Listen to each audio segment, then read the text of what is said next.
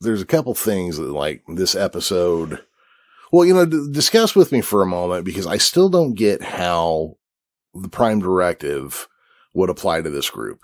I realize that we totally get rid of the tension of the episode and that, you know, that would suck, but it is a little weird. I mean, because they are human. They're not some alien species. They're just running across for the first time. But I think Pike's right initially in his judgment that the Prime Directive applies. They don't really have a right to go in there and, well, I mean, Burnham does make a good argument against that too, which kind of makes sense also. You know, I don't know where I really fall on this, because they both give good explanations, at least in the moment they give them. Obviously, as the episode goes on, Burnham ends up being right.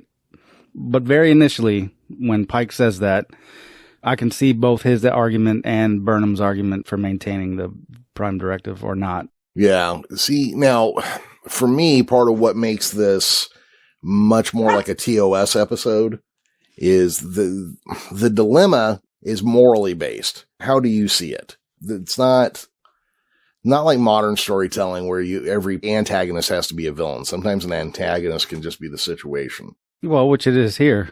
Yeah. Where they're trying to decide on a really thin line what the rules are that they're going to apply here. And, you know, I guess in this case, I guess I would go with storytelling, and storytelling says you have to have a conflict, as thin as it is, you know. I don't actually think much changes if the Prime Directive is discarded, even at the beginning, because they're still about to die in an hour. Yeah, I guess you could introduce that as the inciting moment or the inciting incident. I don't see the Prime Directive mattering a whole lot. I mean, you're right. It does provide a little bit of friction, especially among the landing party. But other than that, like, I don't think the story is different, except for maybe, you know, Jacob packing up a little earlier. But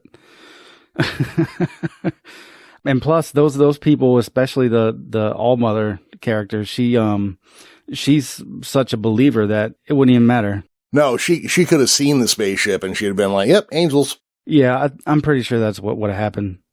Again, I understand both their arguments and the time that they made them for and against it.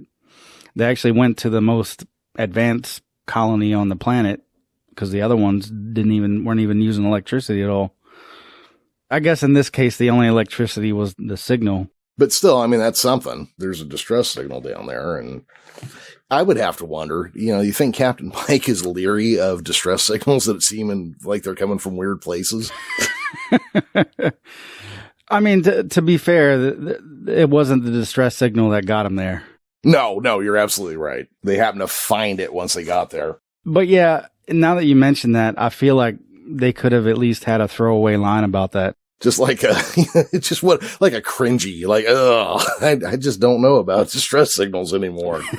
That's one that stands out to me as like something that they could have at least done a little something with. Yeah, especially given the fact that, you know, like we already said, they pull out one line from the cage and like make this a prominent part of this man's character, at least in this episode. 2 generations of his family even, you know.